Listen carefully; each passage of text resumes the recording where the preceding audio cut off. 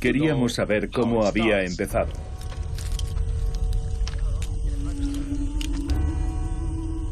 Por eso yo estaba en la jungla de Gabón. Estábamos literalmente en medio de la nada, en mitad de la noche.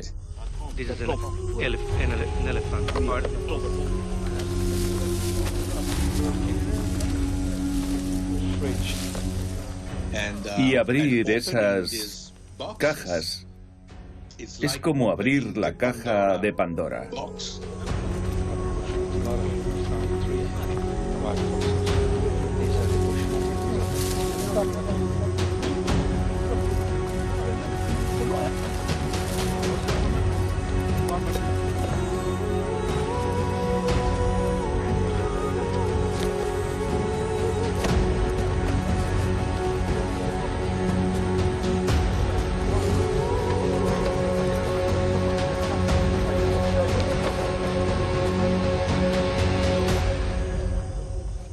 Ahora que lo pienso, me asustaría, la verdad, después de lo que está pasando con el COVID-19, porque ves pangolines, monos y reptiles, pájaros y civetas y murciélagos, todos juntos, muertos o casi muertos, y casi puedes ver, casi puedes imaginar cómo esas pandemias virales empiezan. Empiezan exactamente allí, justo allí, en ese momento, en ese lugar olvidado de la Tierra.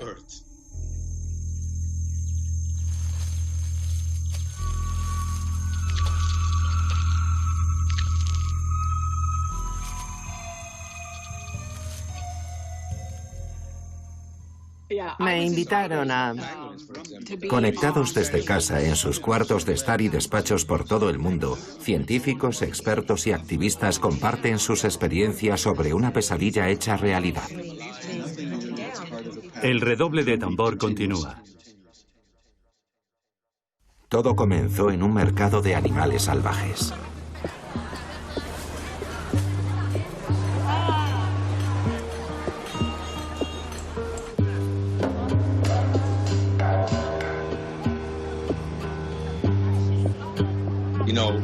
Cuando visitas esos mercados y ves todos esos animales salvajes, vivos o medio vivos, o simplemente muertos, apilados, amontonados en pilas gigantescas,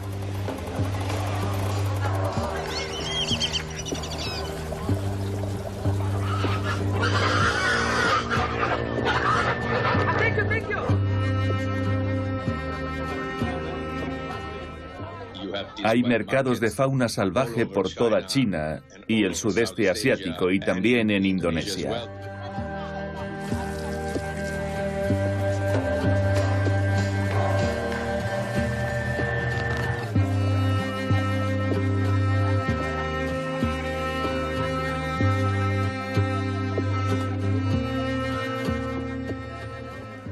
Bueno, el destino decidió que todo empezara en Wuhan.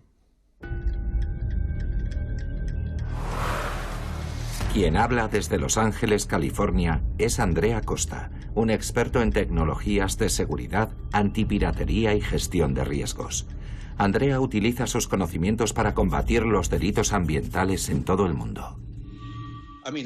Sigo lo que pasa con el COVID-19 a diario, casi a cada hora, sobre todo porque tengo amigos y familiares en Italia, así que vi esta crisis. Vi el principio de esta crisis en Occidente, en Europa y... Aún así, ninguno de mis amigos, ninguno de mis familiares, ninguna de las personas con las que estoy en contacto percibía la relación entre la pandemia y el comercio ilegal de fauna salvaje. Sigo esta crisis para que la opinión pública en general conozca el origen de esta pandemia y cómo hemos llegado a esta terrible situación. Infiltrarse en el mundo del tráfico de animales salvajes es muy peligroso. Andrea investiga de incógnito para rastrear la fuente y localizar a los culpables.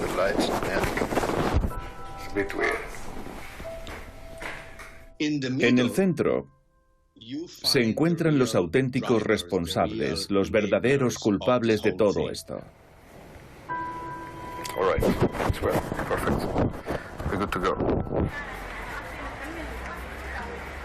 Y son delincuentes muy sofisticados.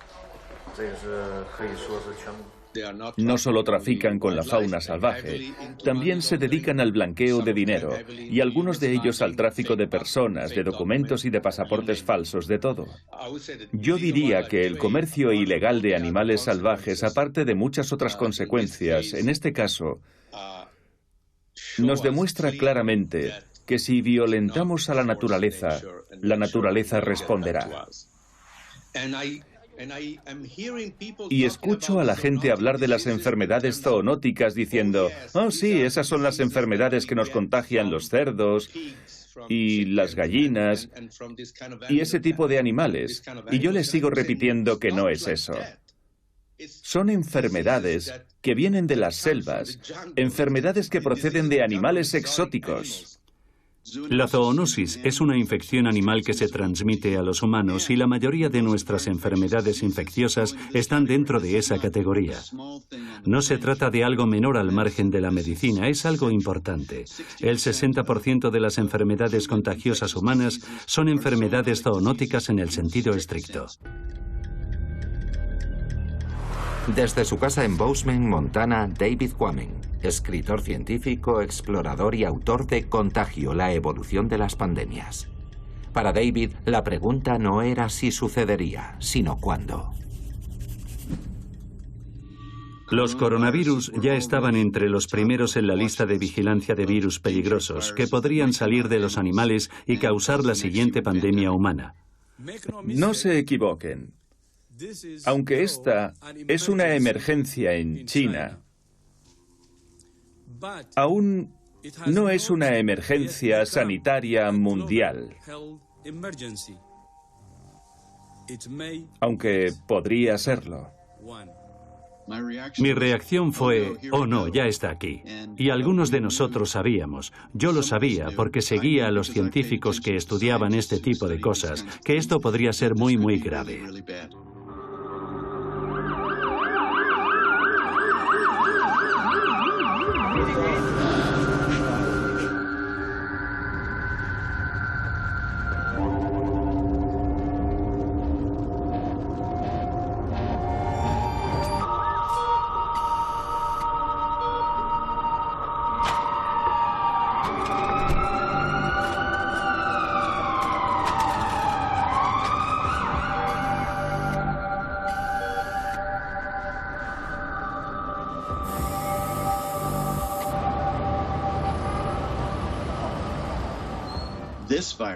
Este nuevo coronavirus es uno de los virus más famosos del planeta.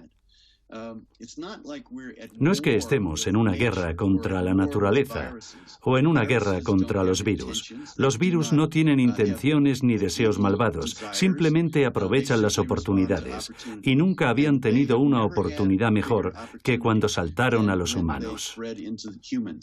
Así que la ciencia, la tecnología, las medidas de salud pública, la política, todo gira alrededor de él, mientras intentamos compensar el hecho de que a los virus les hemos ofrecido una oportunidad de oro para su éxito evolutivo.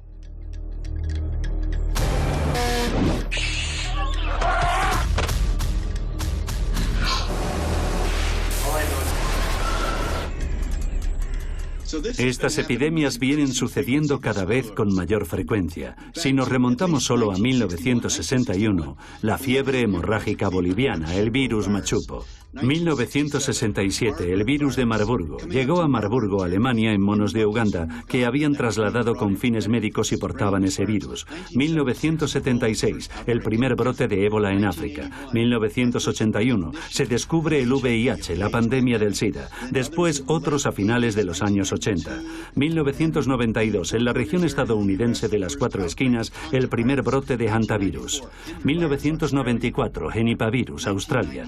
1996, 1998, virus Nipah, Malasia y luego Bangladesh. 2003, el SARS-CoV-2, procedente de China. 2012, MERS, otro coronavirus salido de la península arábiga, y así otros más. Creo que fue en 2014, el virus del Zika. Ha sido una cadena interminable de brotes, un redoble de tambor incesante, y uno de ellos ha llevado a una pandemia mundial. No es nada nuevo, es parte de un patrón. El redoble de tambor continúa.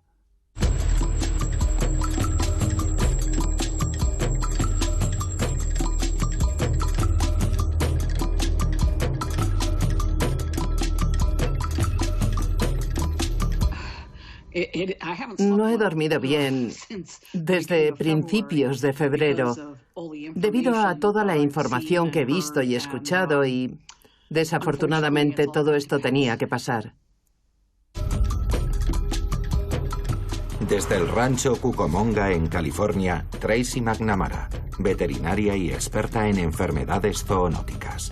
En el verano de 1999, siendo la directora de patología en el zoológico del Bronx, Tracy descubrió un virus letal.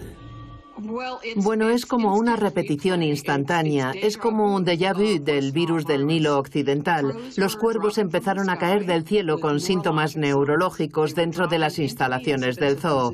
Me puse a buscar sin descanso un diagnóstico para asegurarme de que lo que fuera que tuvieran los cuervos no empezara a matar a las aves de nuestro zoo. Y entonces hubo una alerta de los Centros de Control de Enfermedades. Estaban muriendo personas por una extraña encefalitis. Las relaciones temporales y espaciales eran demasiado llamativas para ignorarlas. La infección que estaba matando a las aves, ¿podría estar también matando a los neoyorquinos? Tracy temía que pudiera ser un nuevo virus para la medicina veterinaria y también para la humana. Respiré hondo y llamé a mi familia para despedirme. Y me fui a casa y redacté mi testamento porque sabía que solo había estado usando una mascarilla quirúrgica y que había estado expuesta.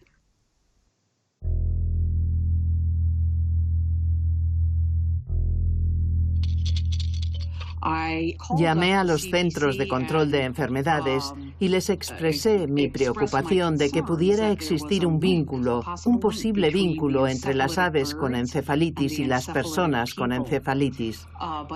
Pero esa sugerencia fue descartada inmediatamente. Y eso siguió durante 3 semanas, con personas expuestas al virus en el zoo, mientras las aves y los mamíferos empezaban a morir. Hasta que finalmente, desesperada, viendo que no conseguía nada con las agencias de salud pública, me puse en contacto con el ejército de Estados Unidos. Les llamé y les dije, creo que es algo nuevo, creo que es lo mismo que está matando a la gente y nadie analiza mis muestras.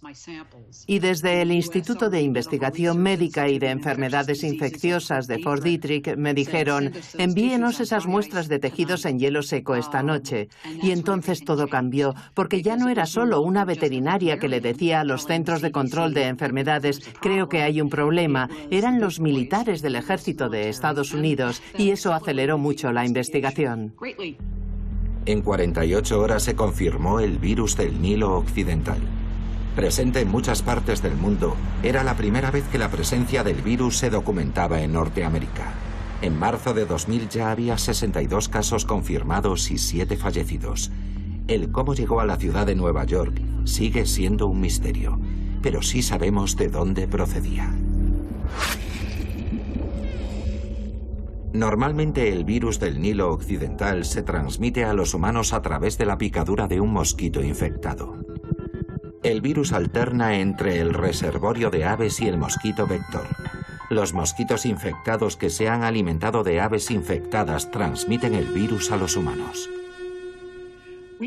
No teníamos ni idea de cómo la epidemiología de esta infección viral afectaría a la población estadounidense, que no sabía nada de este virus. De modo que teníamos una población muy vulnerable, tanto de personas como de animales, y eso era muy alarmante. La lección que se debía aprender del virus del Nilo Occidental era la interrelación entre humanos, animales y el medio ambiente.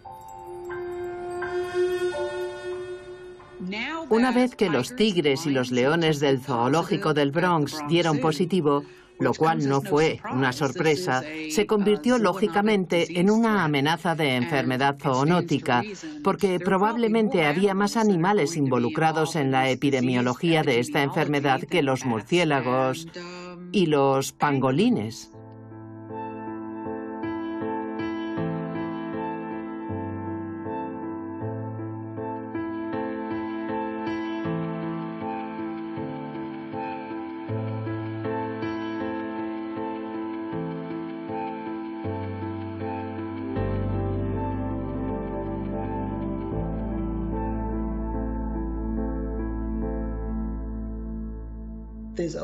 En este mundo hay muchos patógenos diferentes que desconocemos por completo. Se calcula que puede haber más de 1,6 millones de virus diferentes. Desde Hobart, Tasmania, el ecologista y epidemiólogo Scott Carver. Scott investiga la aparición de enfermedades zoonóticas globales y su transmisión mediante la barrera de las especies. Pensamos en el riesgo de enfermedades humanas que proceden de los animales, en especial de la fauna salvaje, en muchos casos. Pero en realidad muchas enfermedades humanas pueden saltar también a poblaciones de la fauna salvaje. El tejón australiano es uno de los animales más emblemáticos de ese país. Es un gran marsupial herbívoro que excava madrigueras en las que pasa el día durmiendo y de las que sale por la noche para alimentarse de hierba y cosas parecidas. Los tejones australianos se han visto atacados por una terrible enfermedad llamada sarna sarcóptica. Esta afección causó un gran brote y su población empezó a disminuir hasta prácticamente su extinción local.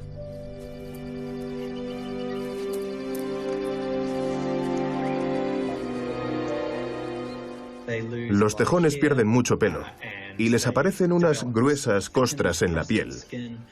Después comienzan a adelgazar hasta que mueren a causa de otras infecciones provocadas por esta enfermedad.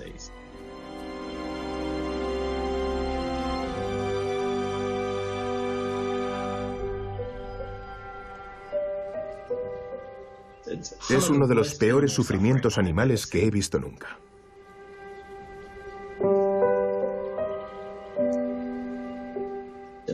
Lo interesante de esta enfermedad es que afecta a los animales de todo el mundo, incluidos los humanos.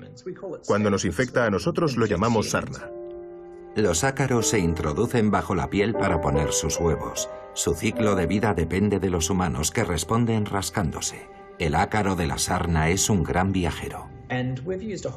Lo hemos investigado desde todas las perspectivas para intentar comprender de dónde viene esta enfermedad y cómo se infectaron los tejones australianos. Y creemos que con la expansión de los asentamientos europeos por todo el mundo, los ácaros llegaron a esas zonas. Hay unos 100 millones de personas infectadas de sarna por todo el mundo.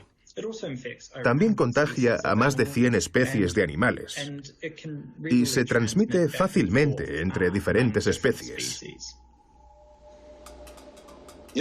Cuando un virus pasa de su hospedador y luego infecta a otro tipo de animal no humano, por ejemplo, algún animal con el que está en contacto próximo en un mercado, una civeta o un puercoespín, o un pangolín en un mercado chino, o tal vez un cerdo, el virus se replica profusamente en ese animal y luego salta a los humanos. A ese animal se le llama hospedador amplificador porque el virus se ha amplificado en ese huésped intermedio.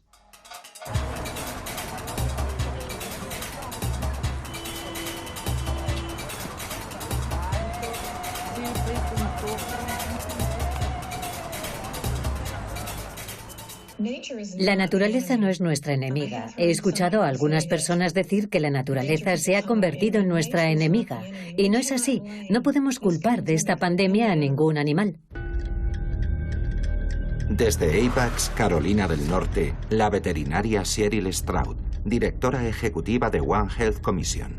Esta organización persigue la colaboración entre todas las disciplinas para conectar la salud de los humanos, los animales y el medio ambiente en todo el mundo.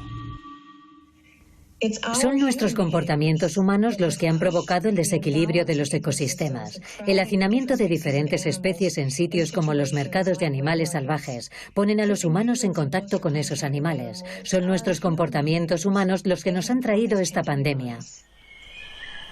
Comportamientos humanos como la destrucción del hábitat, que llevaría a un brote del virus Nipah en 1998.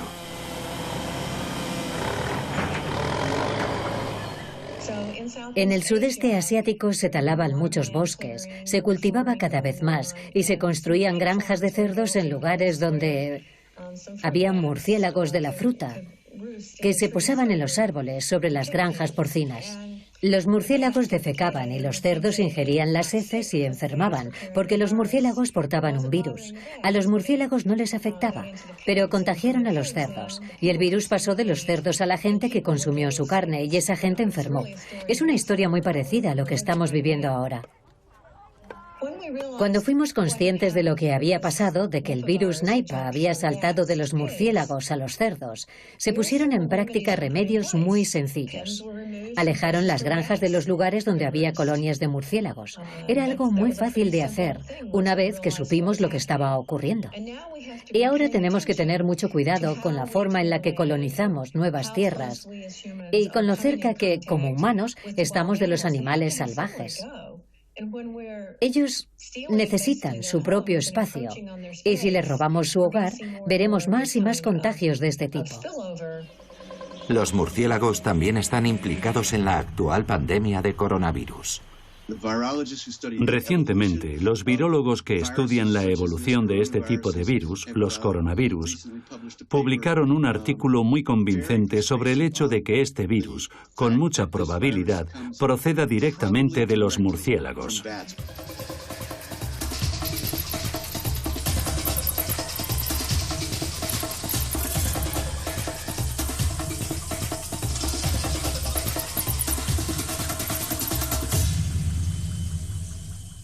Los murciélagos no son realmente muy diferentes al resto de animales del mundo. Todos ellos portan muchos virus, incluidos los humanos.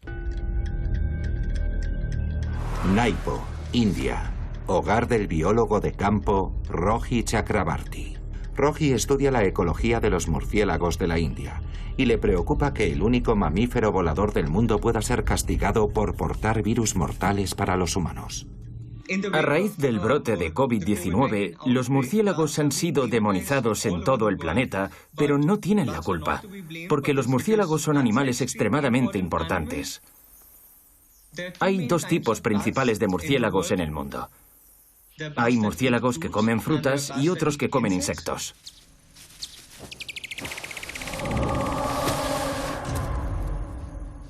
Los murciélagos que se alimentan de fruta polinizan muchos cultivos comercialmente muy importantes, por eso producen una gran cantidad de beneficios económicos.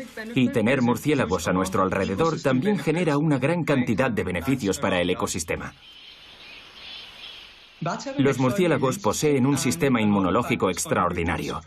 Son muchos los factores que contribuyen a la fortaleza de este sistema inmunológico. Lo más importante es su capacidad de volar. Cuando vuela, el murciélago consume mucha energía y eso produce inflamaciones en su cuerpo. Pero los murciélagos las mantienen bajo control y se reparan a sí mismos de forma que su cuerpo no sufra ningún daño. Y simplemente volando, llevando su cuerpo a un estado febril, pueden resistir los virus. Y estas son las principales razones por las que los científicos creen que los murciélagos pueden portar virus sin que les afecten.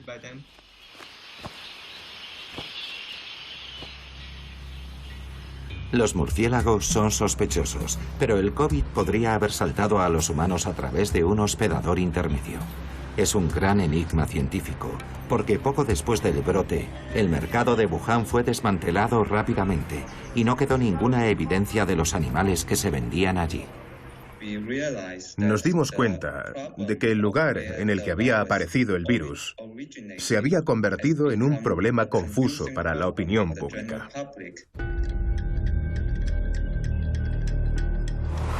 En Ann Arbor, Michigan, Chen Xinjiang utiliza diferentes ciencias para interpretar los datos biológicos mediante una disciplina llamada bioinformática, que ahora emplea para identificar la fuente del coronavirus. Hay dos razones por las que es importante encontrar el hospedador animal del coronavirus. El COVID-19, la enfermedad humana provocada por este coronavirus, necesita algo más que medidas de cuarentena para que pueda ser controlada. En primer lugar, si encontramos el huésped del COVID-19, ahora podremos aislar a los animales de las personas y prevenir más contagios. Y segundo, podría ayudar a reducir el riesgo de brotes futuros cuando las personas se acerquen demasiado a la vida silvestre.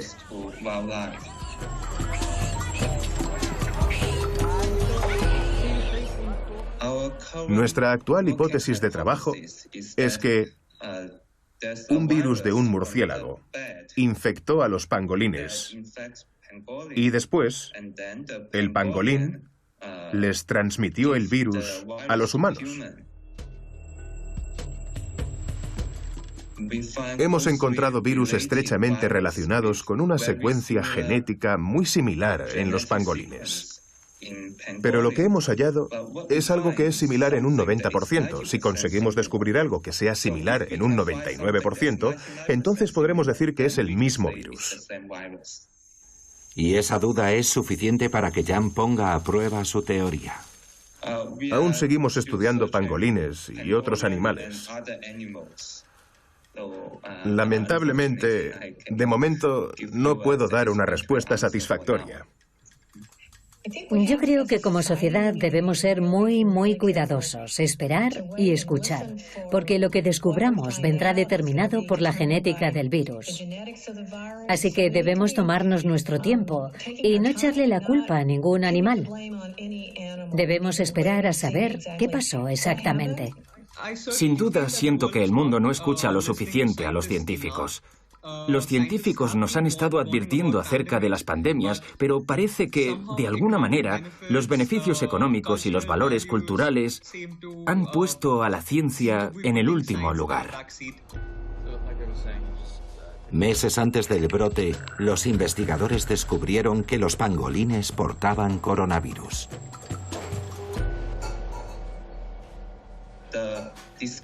En 2019 se descubrió que el pangolín podía infectarse con síntomas de coronavirus. Así fue como se convirtió en un animal altamente sospechoso.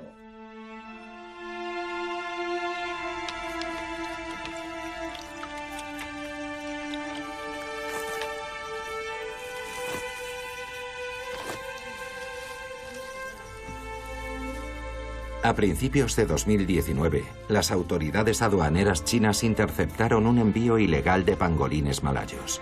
21 animales fueron trasladados a un centro de rescate para la fauna salvaje en el sur de China, donde su estado pronto empeoró.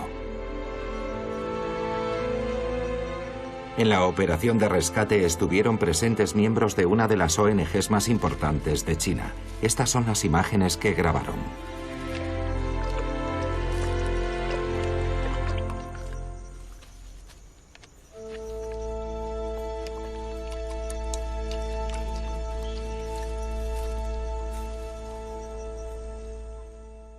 Cuando llegamos, ya habían muerto 10 pangolines.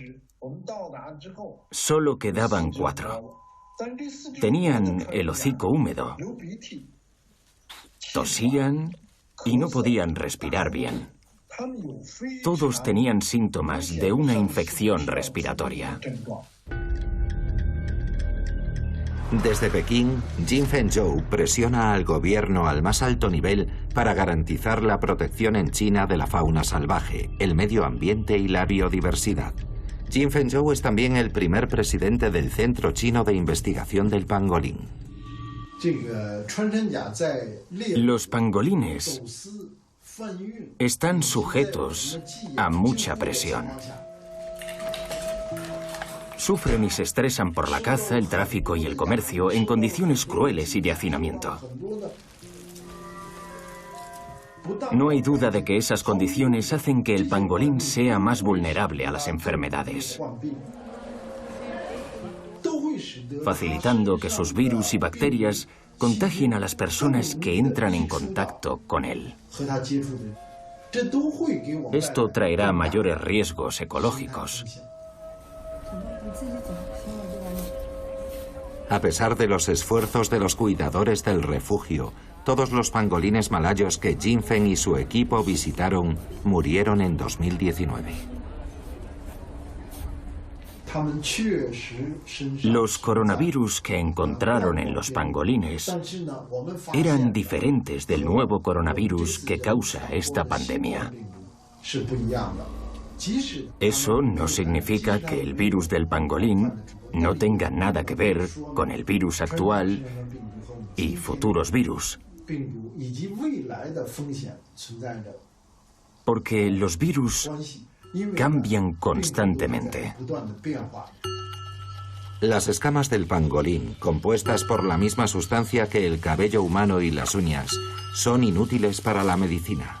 Pero por su causa nos enfrentamos a un virus mortal y a la extinción de una especie. Aunque esta pandemia no haya sido causada por él, el pangolín se ha convertido en un símbolo. Es el mamífero con el que más se trafica en el mundo y se encuentran en peligro de extinción.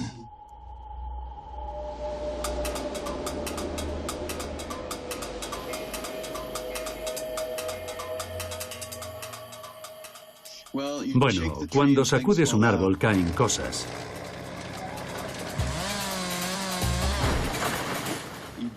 Cuando derribas un árbol o lo cortas, puedes imaginarlo. Cuando el árbol choca contra el suelo, los virus vuelan como el polvo en el aire.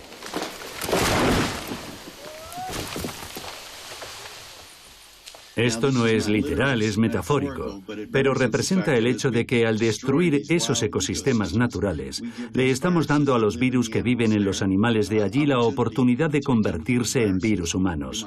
Podemos tragarlos, inhalarlos y ellos tienen la oportunidad de convertirse en nuestros virus. A pesar de todo esto, a pesar de esta tragedia global y de esta pandemia, el tráfico de animales salvajes prosigue. Imaginemos una especie de aspiradora gigantesca aspirando animales vivos o muertos por todo el mundo.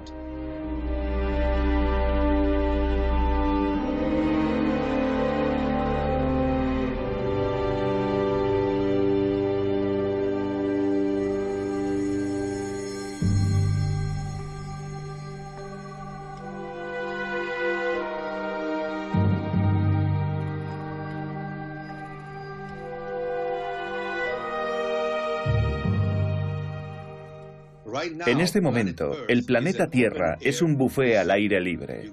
Vas, te sirves, pones en tu plato lo que quieras y te marchas.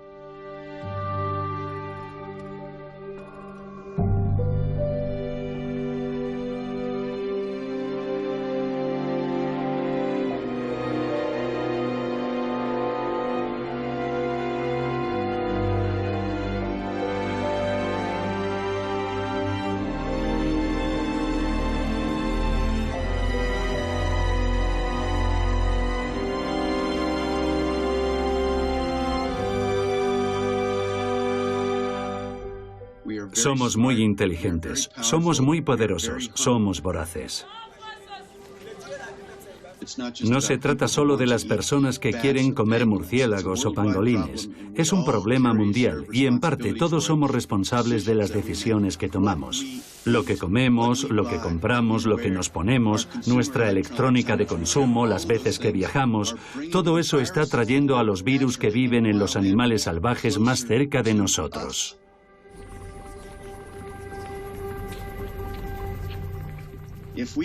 Si tenemos un teléfono móvil, somos parte del problema porque un móvil y un ordenador portátil necesitan un mineral llamado coltán. ¿Y el coltán de dónde procede? Solo de unos pocos lugares del planeta, y uno de ellos es el extremo sureste de la República Democrática del Congo, donde las minas de coltán no están lejos de un ecosistema muy diverso, lleno de gorilas de llanura, monos de varios tipos y murciélagos. Y cuando compramos un teléfono móvil, le estamos pidiendo a un minero que entre en ese bosque y extraiga coltán para nosotros. ¿Y qué es lo que va a comer ese minero? Comerá animales salvajes y se expondrá él o ella a los virus que portan. Nosotros alentamos eso con todas las decisiones que tomamos.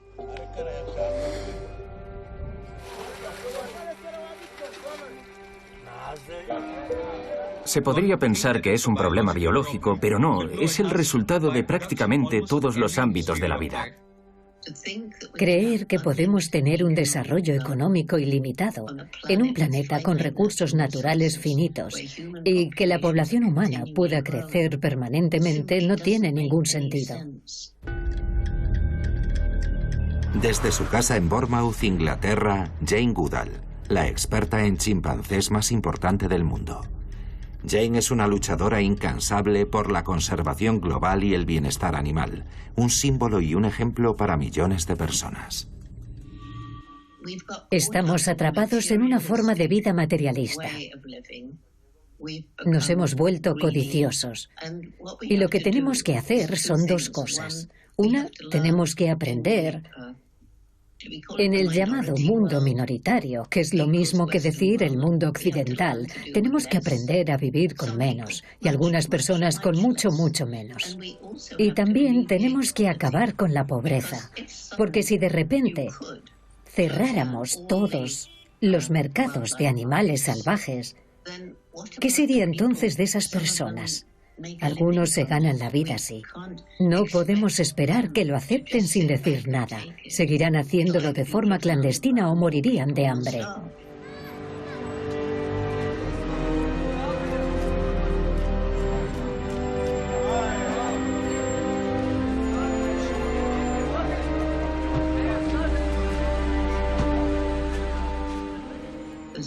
Se dice que somos aproximadamente 7.200 millones de personas en el planeta y que ya estamos agotando los recursos naturales. En algunos lugares más rápido de lo que la naturaleza puede reponerlos. Y además de eso, se calcula que en 2050 seremos 9.700 millones de personas.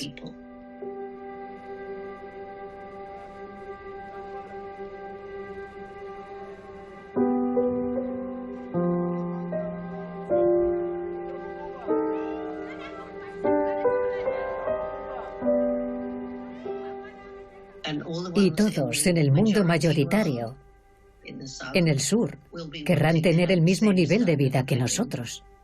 ¿Y por qué no deberían tenerlo?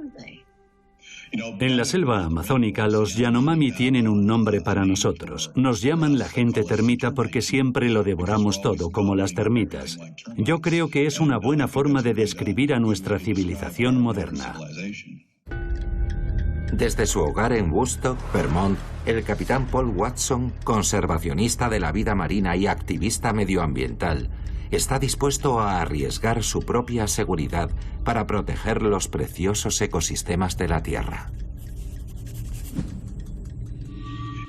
Habrá más pandemias, y mucho peores. Y la razón de eso es que, indirectamente, supongo, estamos causando estos problemas, porque estamos destruyendo hábitats y ecosistemas y causando el declive de muchas especies, tanto plantas como animales. Y eso implica muchas consecuencias.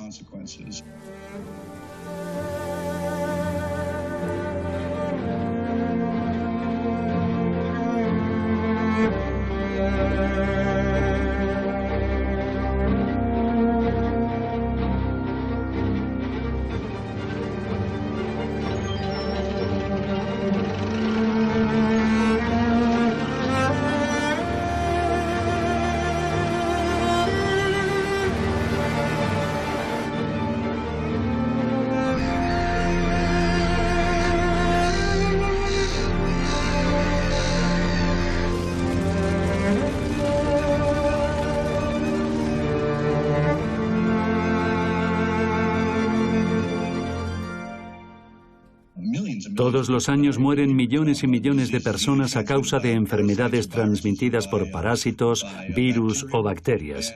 Y nosotros, la verdad, no le prestamos demasiada atención. La diferencia es que esta es una pandemia global y, como dijo un científico cínicamente, afecta a los blancos. Y afecta a la economía.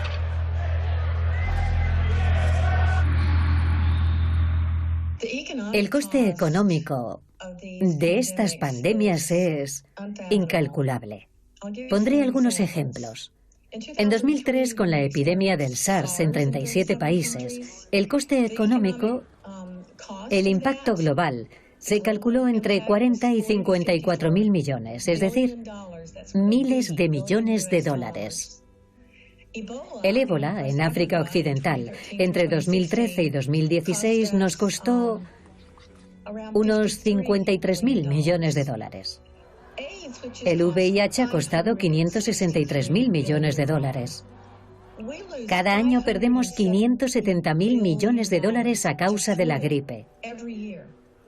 Todo eso sin considerar siquiera el coste en vidas. Esas fueron solo las pérdidas económicas.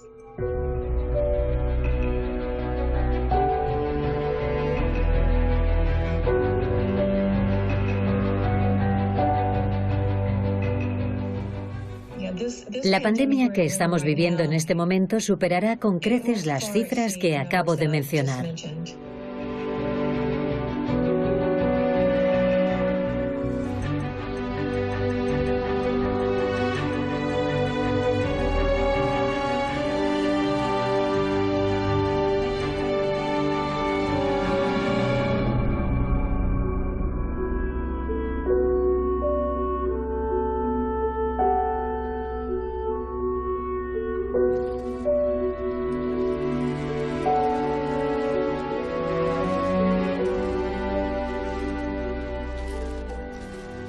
Está afectando también a la economía humana y a la política global. Esa debería ser la lección definitiva de este brote.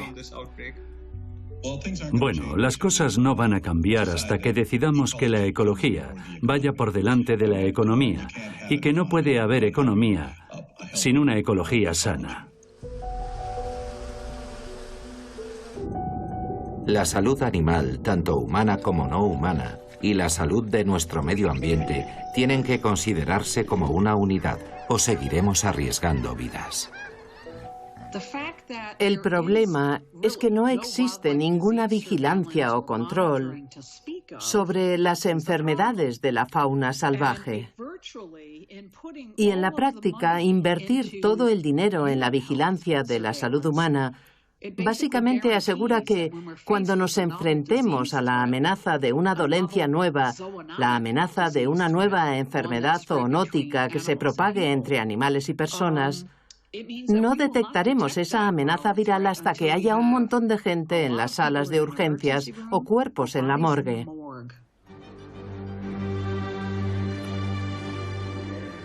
La única forma en la que realmente podemos colaborar es comprender que nos necesitamos unos a otros y que los diferentes actores tenemos que intercambiar información. Como vemos, no podemos seguir todos trabajando en compartimentos. No podemos seguir con esta cosa horrible de no colaborar entre nosotros, de no compartir entre nosotros. ¿De verdad queremos luchar por nuestro planeta de esta manera?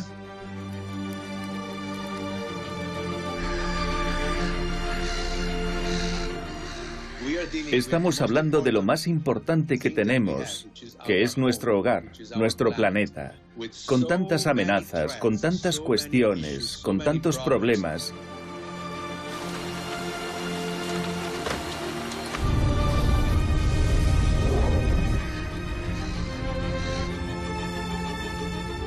Y aún así no colaboramos, no compartimos. Al contrario, luchamos unos contra otros. Como chicos, como niños. Y esto tiene que cambiar. De lo contrario, perderemos todos. Y por perder, quiero decir que será nuestro fin. Es posible que los cambios lleguen desde donde se detectó por primera vez el brote de la enfermedad COVID-19. Solucionar la crisis climática, las crisis de la biodiversidad y las futuras solo podrá hacerse con un esfuerzo conjunto.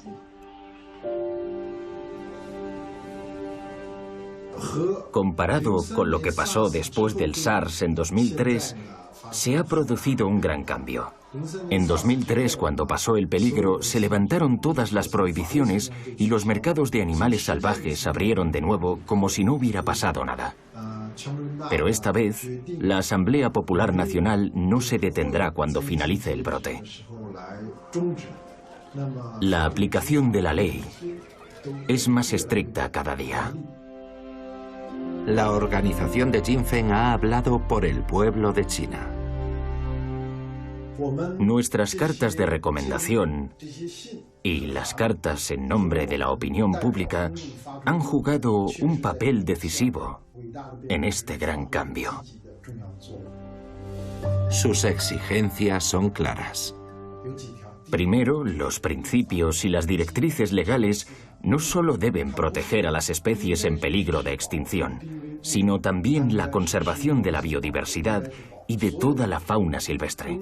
Además, el uso de especies en peligro de extinción en la medicina y la industria textil creemos que debería cesar por completo en China. Y solicitamos que el nivel de protección del pangolín pase del segundo al primer nivel. En China, el nivel 2 de protección significa que el pangolín puede criarse en cautividad y usarse para la medicina tradicional, mientras que como animal de nivel 1 solo se permitiría el comercio y explotación del pangolín y sus productos derivados en circunstancias muy estrictas como la investigación científica. Algunos países, incluida China, están cambiando sus leyes y, con suerte, terminarán prohibiendo el consumo de animales salvajes.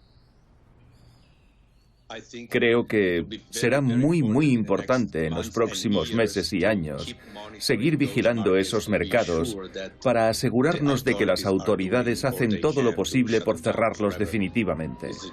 Es un país gigantesco, por lo que, sin un esfuerzo adecuado, será muy difícil controlar toda China. Tenemos mucho trabajo por delante. A diferencia del virus, nosotros somos inteligentes. Los virus se adaptan muy deprisa. Y los cambios en el genoma humano son muy lentos. Pero las transformaciones en el comportamiento humano pueden ser muy rápidas. Y esa es nuestra gran ventaja. Podemos cambiar nuestro comportamiento y adaptarnos. Tenemos que abordar los numerosos problemas sociológicos que impulsan la propagación de estas enfermedades. Y no va a ser fácil. Bueno, la gente sigue fumando, aunque sepamos que fumar mata. Espero que esto conduzca a un cambio, que se traduzca en un esfuerzo activo para proteger y preservar a los animales. Sabemos que eso también puede beneficiar a la salud humana. Espero que sirva para recordar a la gente una y otra vez que debemos pensar más a largo plazo. Aprendamos a respetar la naturaleza. Esa es una lección muy importante que todos tenemos pendiente. Espero que esta pandemia nos haya llevado no solo a un punto crítico, sino más allá de él. Todo está relacionado con la salud planetaria, la salud humana, la salud animal. Es el camino a seguir, nuestro rayo de esperanza.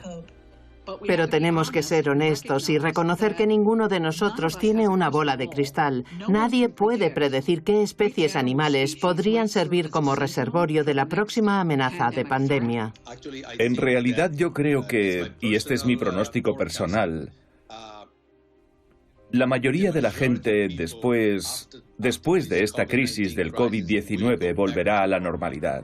Como si nada hubiera pasado. Ese es mi pronóstico personal. La verdad, espero equivocarme. Y ahora estamos disfrutando del aire limpio en las grandes ciudades. Algunas personas han respirado aire puro por primera vez. Y puede que sean suficientes para convencer a los gobiernos y a las empresas de que hagan las cosas de manera diferente. Pero eso no pasará de la noche a la mañana.